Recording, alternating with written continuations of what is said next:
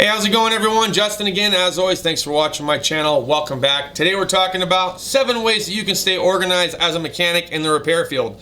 This might actually help you if you also do a lot of electrical and diag repair as well. Let me know down in the comments other ways that you can stay organized as a mechanic or diagnostician. But today I'm going to share 7 different ways that you can stay organized in case you don't know of any of these, or maybe you do and you just kind of forgot. We're going to talk about it here today.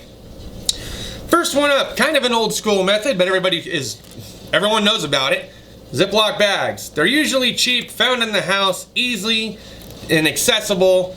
You pay a couple bucks for a box of these things, you write on them with a permanent marker, stay organized, right? So you can put throttle body, lower intake, upper intake, fuel rail, etc. And that'll work out just fine. Problem with this is if you want to keep the bolts long term or whatever, maybe it stays outside, or maybe it stays in a drawer, maybe they're saturated in oil, the entire inside of the bag gets saturated with oil. The permanent marker tends to wipe away in time, especially if you're moving the bag around too much, or you're grabbing it with your greasy, oily hands, that can wipe it off, sometimes smudge it, and then you kind of forgot what it was, especially if you're not coming back to it for a while. But yes, this method is still used, and it works.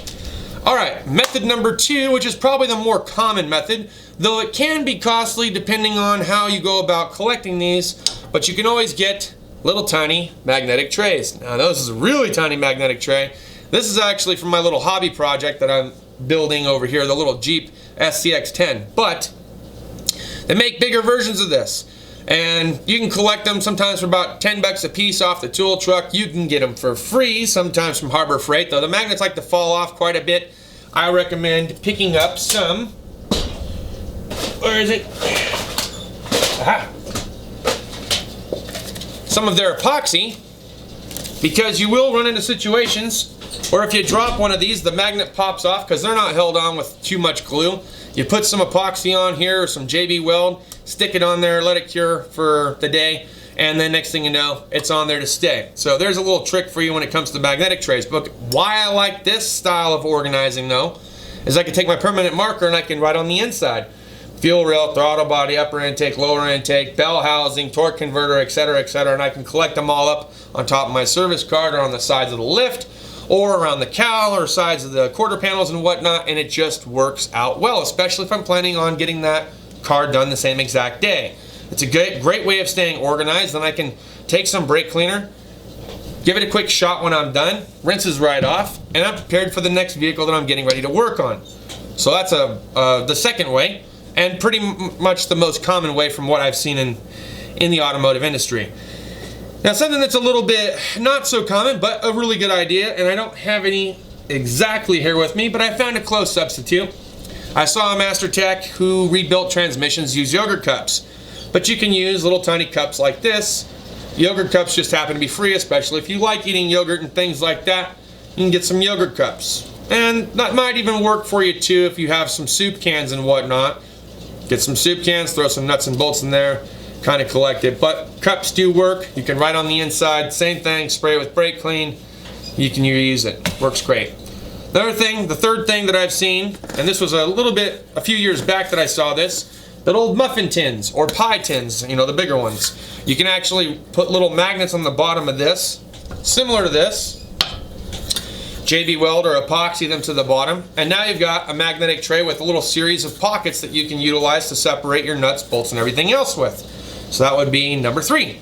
Another great way of being able to stay organized as a mechanic. Number 4, this will be something that I actually started doing earlier on in my profession, but I picked up these little fishing tackle box things from Walmart. They have the little side separators and whatnot. Now this is all the nuts and bolts that I've collected over the years off of small block Chevys. That's what I used to rebuild when I was helping a couple of friends that had cars that were at the dirt track, and they were racers, and that's what they did. So I used to like to rebuild the engines and whatnot. I wasn't a big fan of actually racing myself. I thought I'd give it a go. Look, it wasn't for me, okay? It really wasn't. I'm more of the Robert Duvall, as far as like the Days of Thunder is concerned. Not so much the Ricky Bobby portion where I was thinking that I was on fire and the cars were wheezing by. Not my style.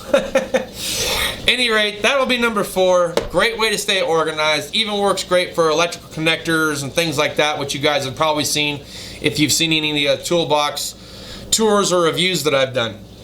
Number five is another great way to stay organized is going to be using a box like this. You got a box laying around.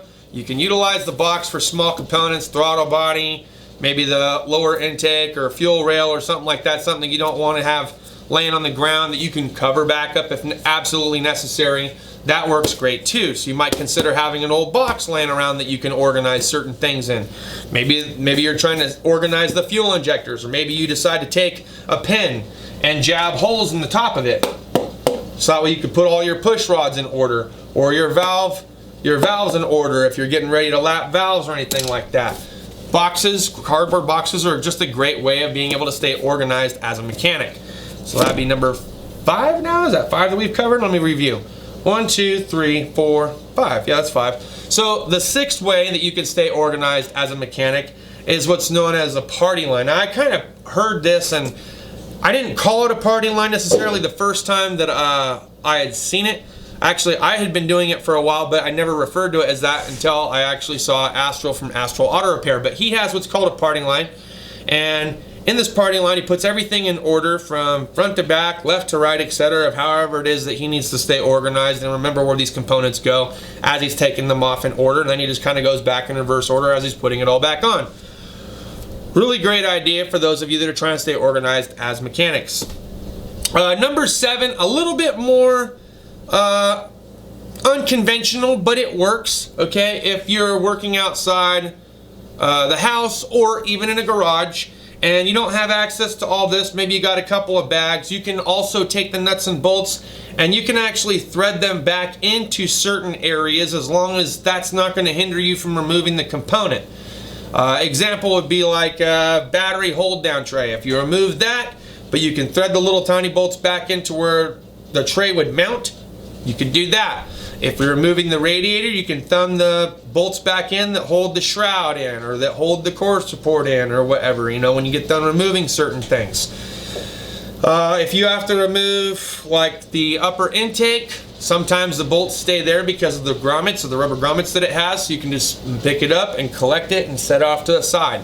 And then the last little tiny bonus piece, I guess, to that would be utilize the cowl. If the nuts and bolts aren't too oily, you can set them up on the cowl. If they do get a little bit of oil residue on there, you just clean it up with a rag, maybe hit it with a light can of brake clean or some kind of, you know, soapy detergent water or something to just kind of clean up your area when you're all done. Always try to use a fender cover when possible, so that way you don't, you know, grease up, damage, mar, or scar the sides of the car. And if you can afford to, get a mechanic's belt or just don't wear a belt. Most times I don't wear a belt. Other times when I do wear a belt, I make sure I've got layers of clothing covering it up into fender covers so that way I don't scratch the customer's paint.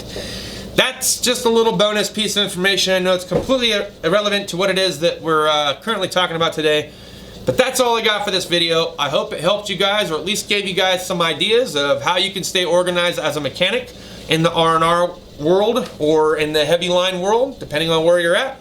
Shoot, it might even give some of you that are diagnosticians or have electrical stuff that you collect throughout the years a couple of examples of what you can do to help stay organized, because even you guys got to do some repairs from time to time, and some of these things might just help you.